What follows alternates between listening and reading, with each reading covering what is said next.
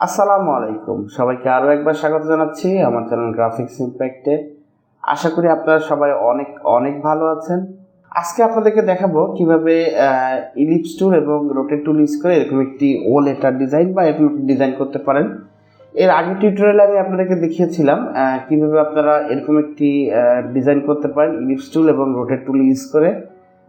আজকে দেখাবো এইটা, এবং এর পরবর্তী ভিডিওতে আমি বা পরবর্তী পর্বে আমি দেখাবো এইটা কীভাবে আপনারা ডিজাইন করতে পারেন ইলিপস টুল এবং রোটেট টুল ইউজ করে আপনারা এই ডিজাইনগুলো কীভাবে করতে পারেন। তারপরে ভিডিওগুলো হচ্ছে তো চলুন শুরু করা যাক আমাদের আজকের টিউটোরিয়াল।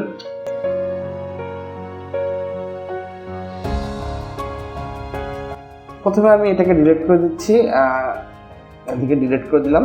এরপর আমি এখান থেকে আপনি যখন প্রথম ইলাস্ট্রেটর ওপেন করবেন তখন হয়তো বা আপনার এরকম থাকতে পারে, এখানে ফিল কালার এবং স্টক কালার অন থাকতে পারে।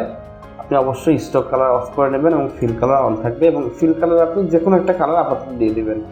সেটা আপনার যে কোনো কালার আপনার ইচ্ছা আপনি আপাতত দিয়ে দিতে পারেন, সমস্যা নেই।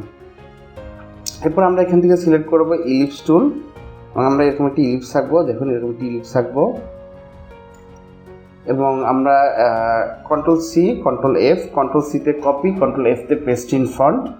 এরপর আমরা এটাকে সিলেকশন টুল সিলেক্ট করে আমরা এখান থেকে এটাকে একটু মুভ করব, শিফট বাটন প্রেস করে মুভ করলে সোজা যাবে।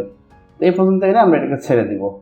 এরপর আমরা দুইটা শেপকে এভাবে সিলেক্ট করে নেব, এবং এখান থেকে আমরা এই পাশটাকে কেটে ফেলবো। এর জন্য আমরা এখান থেকে দুইটি টুল ইউজ করতে পারি, একটা হচ্ছে আমরা শেপ বিল্ডার টুল ইউজ করতে পারি, অথবা আমরা এখান থেকে পাথ ফাইন্ডার ইউজ করতে পারি। তো আমি আগের ভিডিওতে দুইটি ইউজ করা দেখিয়েছিলাম, এখন শুধু আমি শেপ বিল্ডার টুল দিয়ে কাজটি করে ফেলবো। এবং প্রথমে আমি শেপ বিল্ডার টুল সিলেক্ট করে অল বাটন প্রেস করে এরকমভাবে এটাকে ডিলিট করে ফেলবো।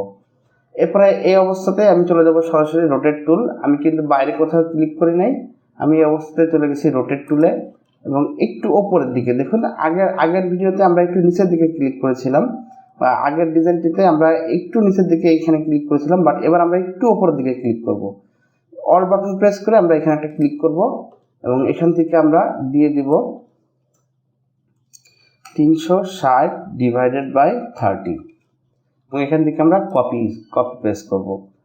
এরপর আমরা কন্ট্রোল ডি প্রেস করলে এরকমভাবে কপি হতেই থাকবে। আমরা এরকমভাবে এটাকে ঠিক এই অবস্থায় এনে ছেড়ে দিব। তাহলে এরপর আমরা এটাকে একটু সিলেক্ট করে একটু নিচের দিকে নামিয়ে নেব। প্রথমে এটাকে একটু নিচের দিকে নামিয়ে নেব, এবং এটাকে আমরা একটু ছোট করে দিই যাতে আমাদের আর্টবোর্ডের সাথে ম্যাচ হয়। তো এই কালারটা আপনি চাইলে এই কালার রাখতে পারেন, আবার চাইলে আপনি কালার চেঞ্জ করতে পারেন, সেটা আপনার ব্যাপার। আমি এই কালারটি রাখতেছি, আপনি চাইলে কিন্তু আপনার মতো কালার আপনি এখান থেকে ইউজ করতে পারেন। তো দেখতে পাচ্ছেন কত সহজে আমরা এই ডিজাইনটি করে ফেললাম। আমাদের কিন্তু খুবই অল্প সময়ের মধ্যে এই ডিজাইনটি হয়ে গেল। ডিজাইনটি কিন্তু খুবই সহজ এবং সুন্দর একটি ডিজাইন।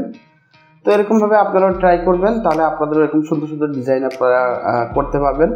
এর পরের ভিডিওতে আপনাদের সাথে এই ভিডিওটা নিয়ে এটা যদি আপনি একটু ভালো করে খেয়াল করেন, আমি যদি এইটাতে একটু ভালো করে খেয়াল করেন, এখানে একটা অনেকটা বাচ্চাদের যে ঝুমঝুমি আমরা এটাকে কী বলে, ঝুমঝুমি বলে, অনেকটা এরকম, বা একটা খাঁচার মধ্যে একটা ডিজাইন হয়ে গেছে। এটা কিন্তু সেম টেকনিক করে ইউজ করা, এই টেকনিকেই এইভাবেই ওটা কিন্তু মানে এই ফর্মুলা ইউজ করে কিন্তু এটা করা, বাট এখানে একটু এক্সট্রা কিছু কাজ আছে, সেটা এই ভিডিওটা আমি আর লম্বা যাতে না হয় এই জন্য পরের ভিডিওতে আপনাদেরকে দেখিয়ে দেবো। তো সে পর্যন্ত সবাই ভালো থাকবেন, আর দেখা হবে ওই টিউটোরিয়ালে। আর আমার ভিডিও যদি আপনাদের একটু ভালো লেগে থাকে অবশ্যই আমাকে কমেন্টস করে জানাবেন, এবং আমার চ্যানেলটিকে সাবস্ক্রাইব করে দিবেন, এবং বেশি বেশি লাইক দিয়ে আমাকে উৎসাহিত করবেন।